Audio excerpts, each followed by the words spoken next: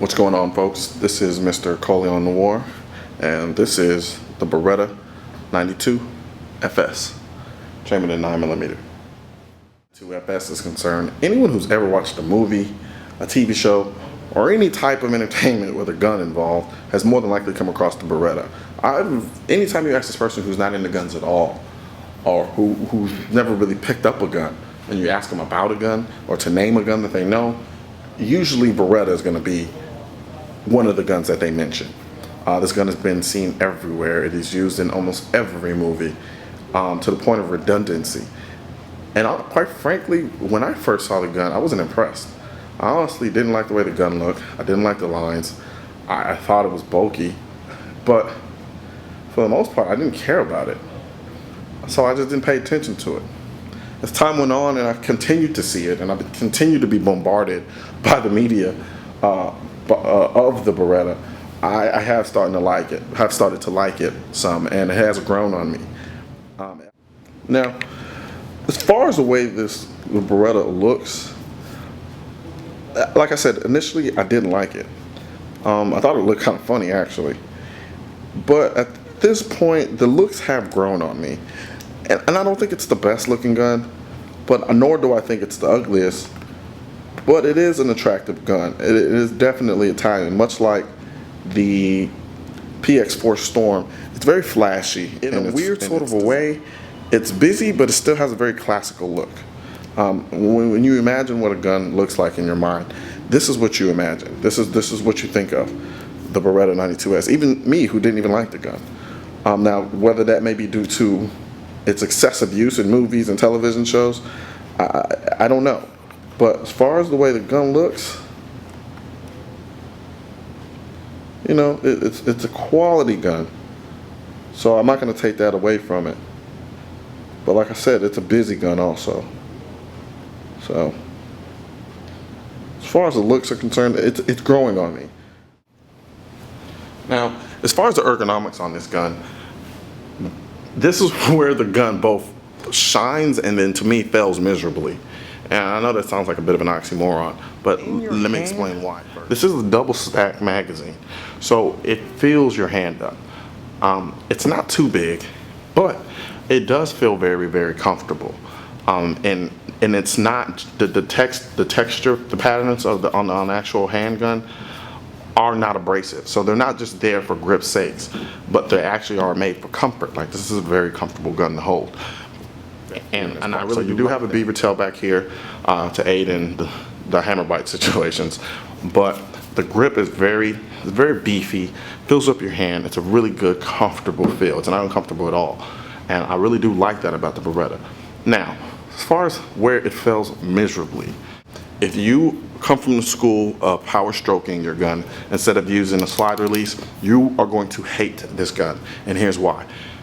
The safety, which we're going to get into later, it disengages up. So in order for it to be disengaged, it's going to be up. So in order for you to power stroke the top, to power stroke it, it bites into my hand and it doesn't feel good at all. Not only that, you have to contend with the fact that when this gun's like that, and let's say I want to ride it home quietly, well, guess what happens?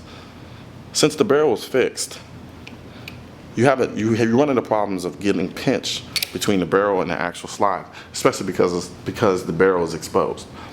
So from a functional standpoint and the way it feels in hand when you're trying to power stroke this, the gun sucks. Quite frankly, I'm sorry, it just does. But if you don't come from that school of thought where you're taught to power stroke your gun instead of using the slide release, then it's not going to be much of an issue. But for me, who likes to power stroke my gun, I hate it. I really, really do. And it gets a bit annoying. So that's what I mean when I say this gun both shines and then fails miserably when it comes to ergonomics. Because the first trigger pull on this Beretta 92 FS has got to be the heaviest, longest trigger pull I have ever encountered, not including some revolvers. The trigger pull on this Beretta actually makes me tired. If this was a double action only gun, I would dread shooting it. But where it lacks, it is very smooth. There's no creep, not a jitter, not a stutter. It's just smooth. And that is very nice. The single action mode isn't that much lighter.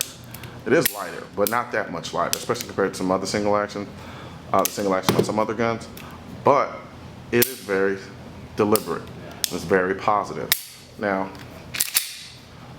as far as the reset, like I said, it's very smooth trigger, and the reset is oh so nice. It really is. If you put the work in on the first trigger pull, I promise you, you'll be rewarded on the back end with the follow-up shot, because the reset and single action on this gun is a delight, as you can see. It is really. Now, the one thing that's very unique about this Beretta is that in and of itself, it's a very unique gun. I honestly can't think of any guns that are really built like the Beretta. Now, that can be a good and a bad thing. And a bad thing from the standpoint of this gun is very complicated. Not so much in its use, but its design and its function. In order to engage the safety, you sweep down. And as I've stated at length in other videos, I hate that. It's not intuitive, and it's very odd. And of course, you sweep up to engage it, to disengage the safety. I have a problem with that, but like I said, I'm not going to hop back on my soapbox with respect to the safety. I've done that at length. Now, Beretta is that it does have a chamber indicator, and it's very unintrusive. It's very low-lying and very subtle, but it's there nonetheless. I don't know if you can see at the top here where you have a little bit of red right here that'll stick out even more whenever there's a round in the chamber. You gotta love that. And you cannot forget or overlook the open barrel design. Now, from an aesthetic standpoint, which I didn't speak on earlier, I don't care for the open barrel look. Now, as far as function, I'm pretty sure it works great. But like I said, there are some drawbacks. It makes it really easy to get to pinch your hand between the barrel and the actual slide. When you get this little movement here, which I think is cool, but I'm also from the school of the more moving parts, the more things to go wrong. So I don't know if that's just absolutely necessary to be there or to function like that.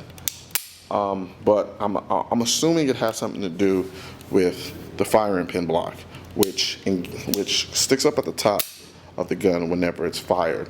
So I'm assuming that's another part of the safety component of this gun. Now, this firing pin block sticks up at the top, but it doesn't obstruct these very good 3-dot sights. I really like the sights. Beretta is a 15 plus 1, and to be honest with you,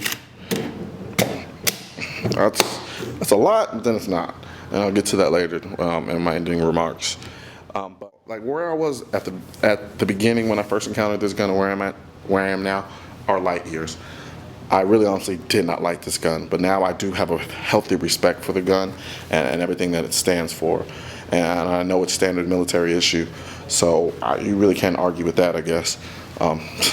But it is a big gun.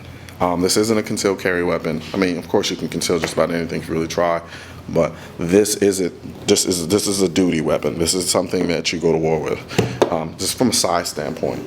So, yeah, from what I can tell, it is a very, very high quality gun. You can tell that Beretta went to great lengths to make sure this gun was at the utmost quality.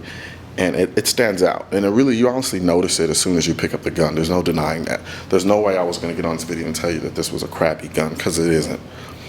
And I honestly have to say it is big. I do think that for a gun this size, that's a double stack, I do think they could probably fit more rounds in the gun instead of 15, because I believe the 17 holds like what, 17 rounds? Granted, I have a black bias, but for the most part, it's a good gun, and I am really, really starting to like it, and I do have a very healthy respect for it. So for the most part, that is the Beretta 92S, chambered in 9mm, and I'm Mr. Coleon Noir, and I'm out.